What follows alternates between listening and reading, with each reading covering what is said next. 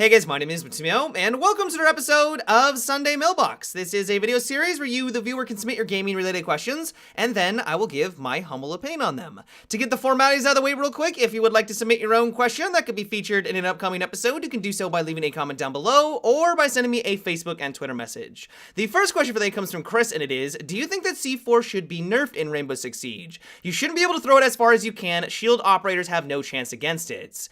You are not alone with this idea. I've noticed a lot more people in the community bringing up the topic that C4 might be too powerful right now in Rainbow Six Siege. The funny thing about this is that I don't think that Ubisoft has done anything to change C4 in a very, very long time. It's like, why of all of a sudden are people now complaining about this gadget? It's always been amazing. I mean, admittedly, it is the best gadget that you can have on defense. Other than the gadget that is specific to your operator, having the ability to throw essentially an amazing grenade into a room and have a massive fireball explosion and get a multi-kill can be a game changer for your team winning that round. It has a lot of versatility to it. You can open up walls, you can kill people through walls if you're playing as Pulse, you know where they are. Like, it's just an amazing gadget. The only thing that's really changed is that now more operators have access to this nitro cell. Every single time a new DLC comes out, it seems like Ubisoft wants to give the defending operator nitro cell. And now that there are so many, potentially every single one on the defensive team can have nitro as their gadget. You may not have Rook, you may not have armor, but if you so desire, you can have 5 nitro cells on your side. That's a crazy amount of explosive firepower. And so I think that's really the crux of the issue right now, is that everyone on defense is running around with this very powerful gadget, and if you are playing as a shield operator, there's no way that you're coming out of it alive. You might get lucky, you might be able to run away from a couple of nitro cells, but eventually your luck is gonna run out and they're gonna be able to kill you with that explosion. And so I'm not exactly sure how Ubisoft is gonna be able to balance this, and honestly, they need to walk a fine line. I do not want nitro to be nerfed into oblivion. It's supposed to be good. It's meant to be the direct counter to shields. If you do not have a C4 on defense and you're fighting against a Blitz, Blitz all of a sudden becomes one of the best offensive operators in the game because all he has to do now is close the distance on you, which is going to be very easy because you have no real way of retaliating. Normally that's with the nitro cell. He closes a gap, he flashes you, and then while you're floundering and flopping around like a wet noodle, he just whips out his pistol and shoots you in the face. There's not a lot you can do about that, and nitro cell is the main counter.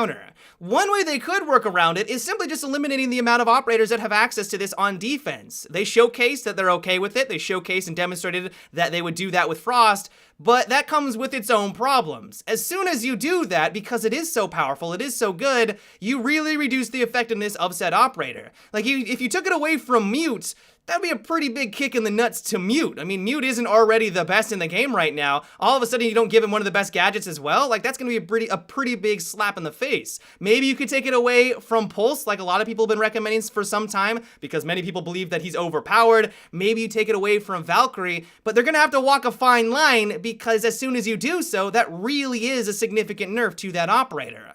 And so if they do decide to make some sort of nerf or change, I think the only viable way for them to do that is to slightly reduce its power by other means. Maybe it doesn't have as large of a blast radius. Maybe they reduce the damage. Maybe you can't throw it as far. But once again, I really do believe that they need to walk a fine line and not nerf it into oblivion, because I think it has its place and it needs its place in Rainbow Six Siege, because if it doesn't, I think shield operators on offense are gonna run rampant. And so let me know what you guys think about this topic. Do you agree that C4 is too powerful right now and it needs to be dropped down a peg? Do you think it's in a good place? How would you go about said nerf? Would you take it away from certain operators? Which operators would they be? Would you nerf an aspect of it? Let me know down below, because I'm really curious to see what you guys think, because once again, I think that Ubisoft does need to walk a fine line for a gadget that is very influential in the way that the meta works right now.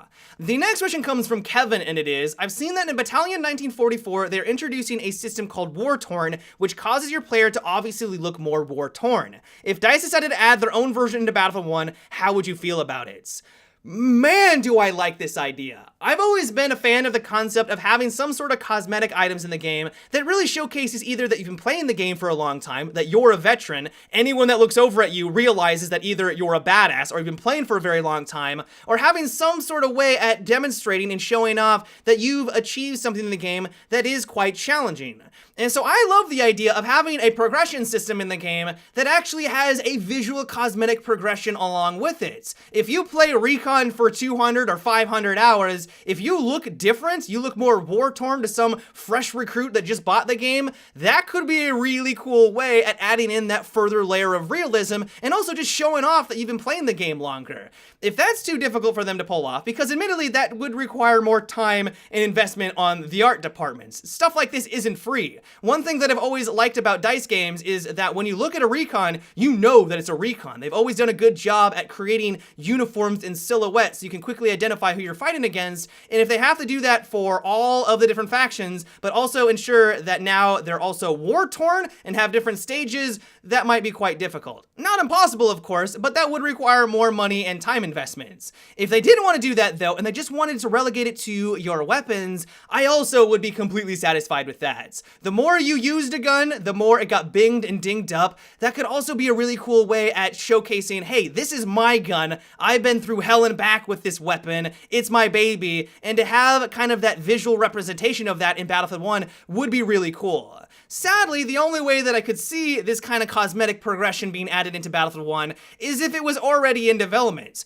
We're only 2 months away from the release of the title, which is amazing because I can't wait to play the game, but from a development standpoint, that's not a lot of time to make significant changes. Who knows, maybe they have this up their sleeve. I mean, they haven't talked too much about the different cosmetic items in the game and the way that you're going to be able to customize your soldier. We've seen a couple of ways that you can put skins on vehicles, but they haven't really gone into the details of what you're going to be able to do with your weapons and the characters themselves. And so maybe this is what they're going to be revealing in the next couple of weeks, but I would be very surprised by that. All in all, I love the idea. I think that Battalion 1944 has a really good and cool system in mind, and I would love if more video games decided to do that. The next question comes from Kyle, and it is, do you think that Capitão's crossbow should be countered by Jaeger's ADS as there's no way to really counter it?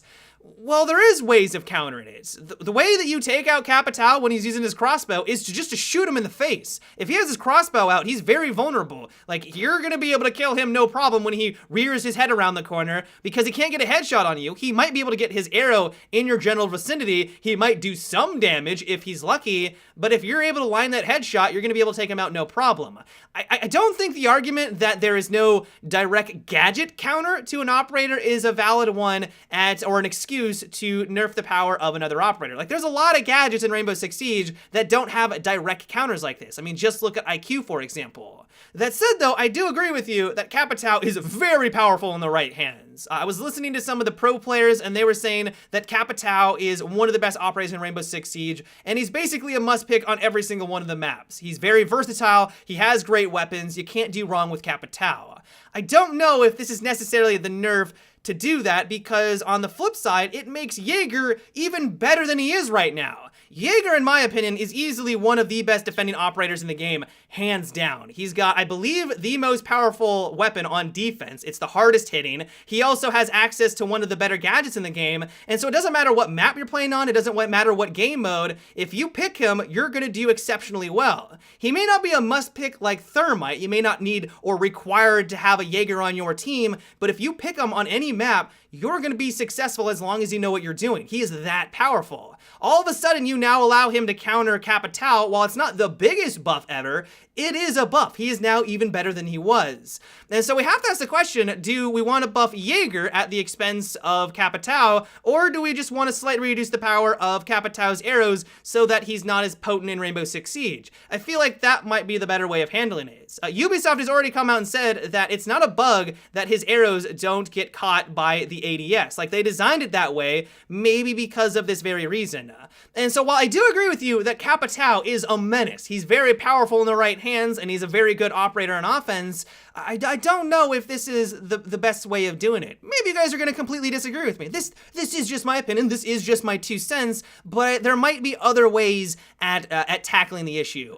But yeah, guys, that is about it for today's Sunday Mailbox. I hope you enjoyed. Give me your thoughts on what we discussed. Do you agree that Capitão should be directly countered to Jaeger? Do you think that's pushing things too far? Would you love to have some sort of visual customization progression in Battlefield? Let me know down below. As always, if you would like to submit your own question for an upcoming Sunday Mailbox, you can do so by leaving a comment down below or by sending me a Facebook and Twitter message. But until tomorrow, guys, have a good one and take it easy.